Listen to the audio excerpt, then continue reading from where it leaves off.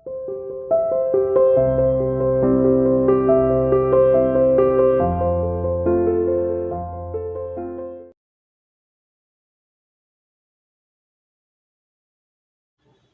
student, welcome to Sia International School online classes. How are you बेटा? I hope everyone is fine there. आशा करती हूँ आप सब अच्छे होंगे बेटा। बेटे हमने पहले को शनिवार को तो पर्यायवाची शब्द किए थे बेटे, ठीक है। पर्यायवाची के लिए आई होप सबको याद भी हो गए होंगे। आज जैसे सोमवार है बेटा, तो हम क्या करने जा रहे हैं, पाठ्य पुस्तक का काम करेंगे, ठीक है। हिंदी पाठ्य पुस्तक का, जिसमें हम पढ़ेंगे बेटा पाठ 12 ईश्वर चंद्र विद्यासागर, ठीक है। ईश्वर चंद्र विद्यासागर देखिए कौन थे बेटा, उनके बारे में है। देखिए बच्चों, कोई भी काम छोटा नहीं होता बेटे, कोई भी काम छोटा नहीं होता। हमें अपने सब काम खुद करने चाहिए। जो अपने काम के लिए दूसरों पर निर्भर रहता है वह जीवन में कभी सफलता प्राप्त नहीं कर सकता। इस पाठ में पढ़ेंगे हम कि इसी तरह एक नौजवान को शर्मिंदा क्यों होना पड़ा, है ना। इस लेसन में हम पढ़ेंगे कि देखो उसने अपना काम खुद नहीं किया तो उसे क्या होना पड़ा, शर्मिंदा होना पड़ा, ठीक है बेटा। अब देखो मेरे साथ, पेज नंबर 84 है बेटे आपका। ये लेसन रीडिंग स्टार्ट करते हैं बेटे। यस, आप अपने फिंगर रख लीजिए बेटा। बंगाल में एक छोटा सा गांव था। कहां पर एक छोटा सा गांव था? बंगाल में। उस गांव के स्टेशन पर एक गाड़ी आकर रुकी। रेलगाड़ी से एक नौजवान उतरा। उसने बढ़िया पतलून पहन रखी थी। पतलून मीन्स क्या होता है बेटा? पैंट, ठीक है। आप पिक्चर में देख रखे होंगे, पिक्चर में देखिए। उसके गले में टाई बंधी हुई थी, सिर पर हैट था। उसने कुली कुली पुकारा। कुली कौन होता है बेटा? सामान उठाने वाला। रेलवे स्टेशन पे आपने देखा होगा ना, सामान उठाने वाले होते हैं।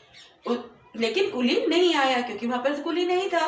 वह गुस्से में बोला, ये कैसा स्टेशन है, यहाँ एक कुली भी नहीं है। उसी समय एक आदमी आया। वह कुर्ता और ऊंची धोती पहने हुए था। वह पैरों में चप्पल पहने हुए था। वह नौजवान से बोला, क्या बात है भाई? नौजवान बोला, यहाँ एक भी कुली नहीं है, मेरा सामान कौन उठाएगा? वह आदमी बोला, लाइए मैं आपका सामान तांगे तक पहुंचा देता हूँ। तांगा क्या होता है बेटा? घोड़ा गाड़ी, ठीक है। नौजवान तांगे में बैठ गया। फिर उसने उस आदमी से कहा, ये लो पैसे। आदमी बोला, नहीं, पैसों की जरूरत नहीं है, धन्यवाद। नौजवान ईश्वर चंद्र विद्यासागर से मिलने जा रहा था। अब जो वो जो नौजवान था वो किससे मिलने जा रहा था बेटा? ईश्वर चंद्र विद्यासागर से। देखिए ये वही है जो पिक्चर में आपको दिख रहा है ना, ये खुद ही ईश्वर चंद्र विद्यासागर जी हैं। और उनकी कैसे मदद कर रहे हैं? उनका घर बंगाल के मिदनापुर में था। वह नौजवान उनके घर पहुंचा और बोला, मैं विद्यासागर जी से मिलना चाहता हूँ। ईश्वर चंद्र बोले, आइए अंदर बैठिए, मैं ही विद्यासागर हूँ। नौजवान बहुत शर्मिंदा हुआ। शर्मिंदा मीन्स लज्जित हो गया, उसको शर्म आ गई, है ना। वह बोला, गलती के लिए क्षमा कीजिए, मीन्स उसने सॉरी बोला, ठीक है। विद्यासागर बोले, क्षमा किस बात की? नौजवान बोला, मैं कुली के काम को छोटा काम समझता था, इसलिए स्टेशन पर मैं कुली को ढूंढ रहा था। अब जो नौजवान था उसको तो थोड़ा था ना, वो तो अकड़ में आ गया, उसको घमंड हो गया कि कुली का काम तो छोटा मोटा होता है ना, छोटे होते हैं वो लोग। लेकिन ईश्वर चंद्र जी ने क्या कहा, देखिए पेज टर्न कर लीजिए बेटा अपना।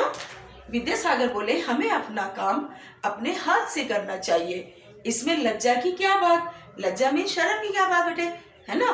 काम अच्छा है तो उसको करने में कोई बुराई नहीं है। यदि काम बुरा कर रहे हैं तो हमें शर्मिंदा होना पड़ता है ना। इसलिए हमें अच्छा काम कर रहे हैं तो शर्म आने की जरूरत नहीं है हमें, ठीक है। इसमें लज्जा की क्या बात, सब काम तो बराबर होते हैं, कोई काम छोटा नहीं होता। नौजवान बोला, मैं अब अपने सब काम अपने हाथ से करूंगा। ईश्वर चंद्र विद्यासागर भारत के बहुत बड़े विद्वान और समाज सुधारक थे। ये कौन थे बेटा? भारत के बहुत बड़े विद्वान थे। विद्वान मीन्स क्या बताया था वैसे, बहुत पढ़े लिखे, है ना। विद्वान कौन होते हैं? जो बहुत पढ़े लिखे होते हैं। और समाज सुधारक थे, ठीक है, जो समाज में सुधार करते हैं, ठीक है बेटा। आप इस लेसन को आपने अच्छे से समझना है। ईश्वर चंद्र जी जैसे विद्यासागर जी ने अपना काम खुद किया ना, उन्होंने किसी काम को छोटा नहीं समझा, इसलिए हमें भी अपना काम स्वयं करना चाहिए, ठीक है बेटा।